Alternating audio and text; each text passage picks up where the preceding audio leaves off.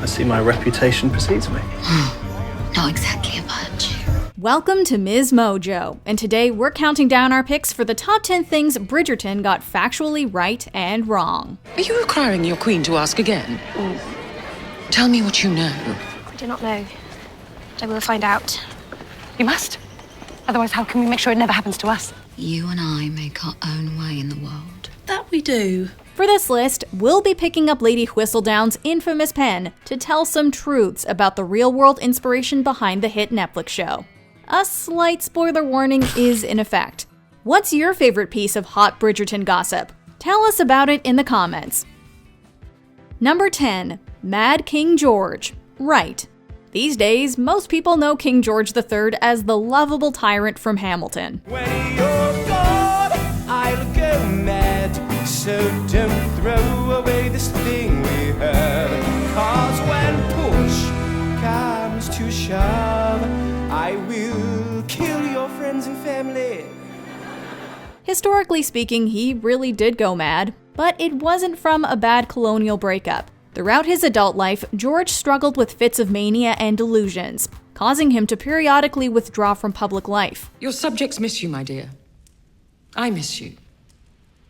I'm right here, Lottie. However, it was the loss of his favorite child, Princess Amelia in 1810, that seems to have sent him over the edge. What have you done?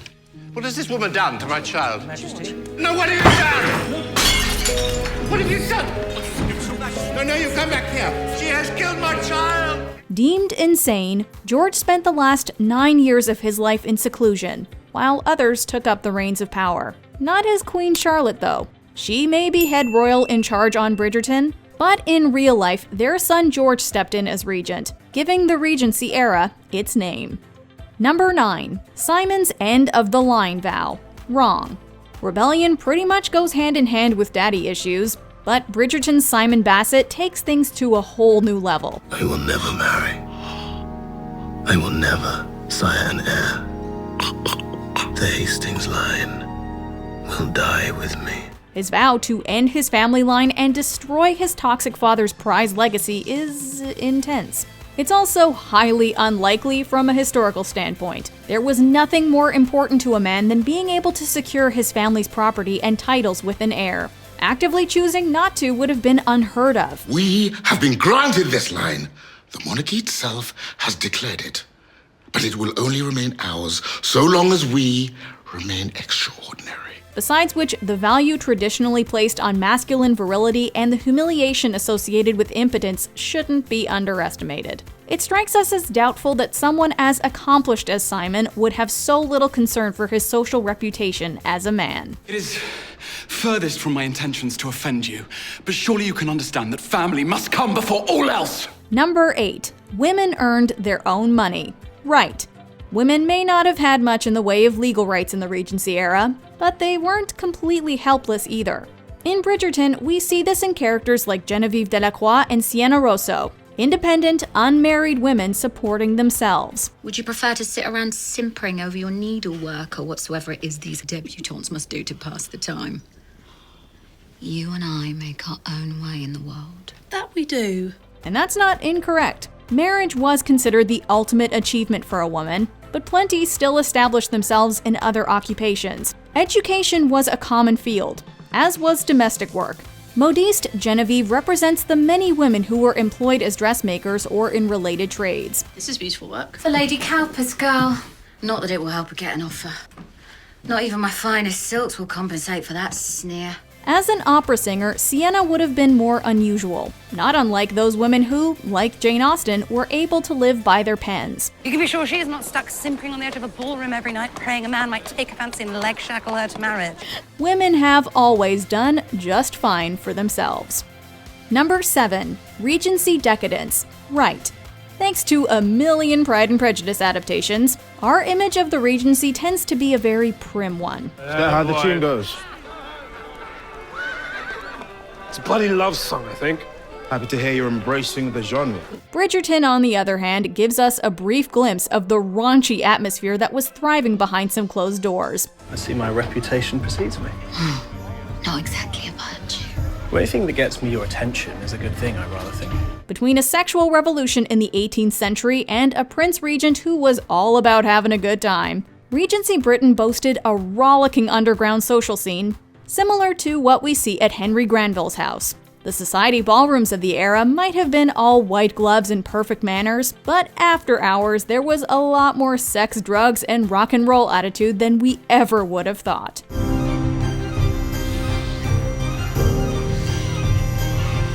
Number 6. The importance of the London season and the marriage market. Right.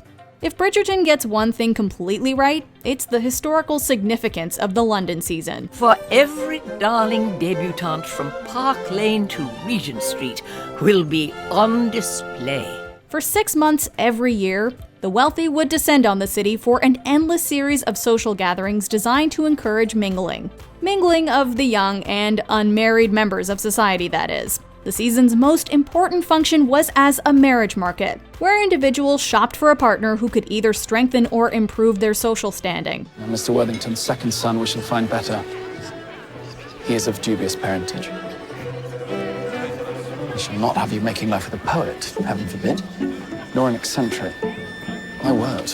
It was an especially crucial period for eligible bachelorettes. While men could take their time selecting a spouse, a lady who finished her debutante season without a husband was viewed as a failure. Tonight we shall discover which young ladies might succeed at securing a match, thereby avoiding the dreadful, dismal condition known as the spinster. Bridgerton does an excellent job of depicting the scramble to land a man.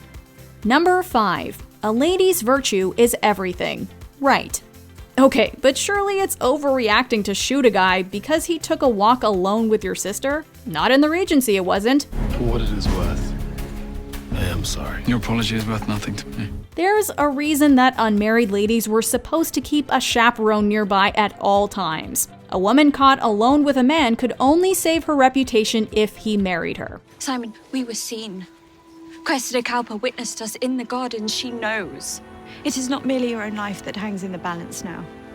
If you do not marry me, I shall be ruined. Otherwise, she was left open to speculation about what exactly had occurred away from prying eyes. With her virginity in doubt, her marriage prospects would collapse. For if I'd already known she was loose and damaged, not intact, stop talking. We're not saying it's fair, especially when Regency guys were expected to be men of the world. It's also not how we would have preferred Simon to marry Daphne, but we guess it'll have to do. Number 4. The costumes, right and wrong. Bridgerton is a fantasy version of Regency England, and that is perfectly encapsulated in the thousands of eye-catching outfits created for the series.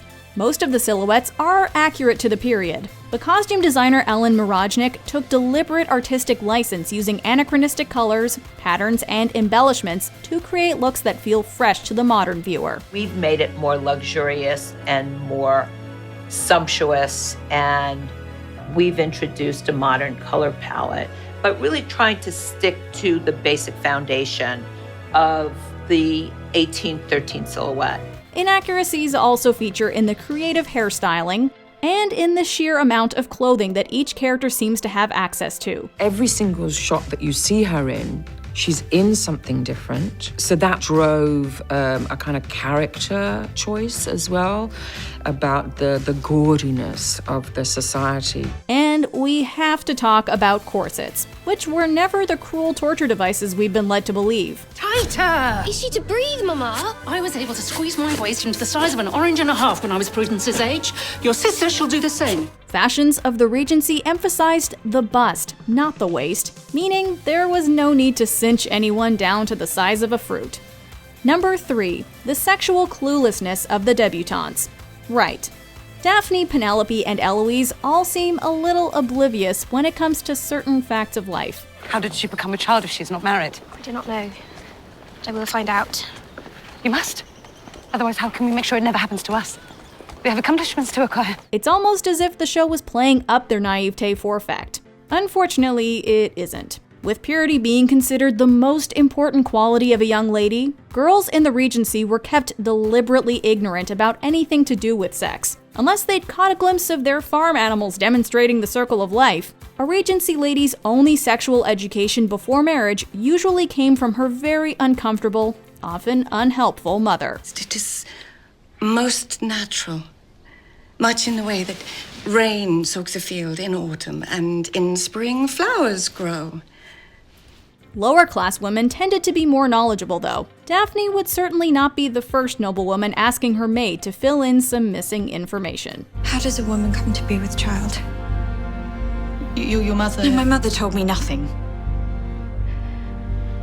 Please. No embarrassment. Explain it to me. Precisely. Number 2. The power of the gossip papers. Right. Bridgerton has earned more than a few Gossip Girl comparisons, but both series owe their premises to a much older legacy. Gossip papers, or scandal sheets as they were called, were hugely popular in the 18th and 19th centuries as newspaper publishing started to take off. Using thinly veiled pseudonyms for their subjects, countless column inches were spent detailing the love lives and scandals of society's wealthy and renowned. Mary Edgecombe, now the Countess of Fulton, apparently spent the last year living in a cottage hundreds of miles away from her Earl. She is miserable. It says it all here. Do not tell me that is yet another scandal sheet. No, this one is different. This one lists subjects by name in full. Bridgerton's notorious Lady Whistledown even bears some similarities to a real-life anonymous gossip writer named Mrs. Krakenthorpe, self-described as a lady who knows everything. You do not know me, and rest assured you never shall. But be forewarned, dear reader, I certainly know you. The appetite Regency audiences had for these scandal sheets just proves that whatever else may change, people have always been thirsty for a cup of hot tea. How is it possible that there has not been a single compelling betrothal yet this season? Terribly unexciting. I could tell you a delicious tidbit about our former scullery maid. I don't care about a dish wench. I wish to be entertained, enthralled. XOXO, indeed. Before we continue, be sure to subscribe to our channel and ring the bell to get notified about our latest videos. You have the option to be notified for occasional videos or all of them. If you're on your phone, make sure you go into your settings and switch on notifications. Number 1. Queen Charlotte was a person of color. Inconclusive. One of Bridgerton's best features is its inclusive casting practices, starting right at the top with Queen Charlotte. Those very things are precisely what have allowed a new day to begin to dawn in this society. But could that choice actually be based in historical fact? Well, maybe. Portraits of the Queen do seem to suggest someone of mixed ethnicity, and there's some evidence to support the theory in contemporary descriptions of her appearance. Charlotte was also a direct descendant of a black branch of the Portuguese royal house through Margarida de Castro y Sousa. That said, the connection was a distant one, and modern scholars remain divided on the truth of her race. Are you requiring your queen to ask again? Tell me what you know. With more than 2 centuries separating us from Charlotte's lifetime, it seems unlikely that we'll ever have a definitive answer. While you may be content to accept defeat, it is certainly not how I approach things. We stan Bridgerton's queen regardless. Do you agree with our picks? Check out this other recent clip from MsMojo. And be sure to subscribe and ring the bell to be notified about our latest videos.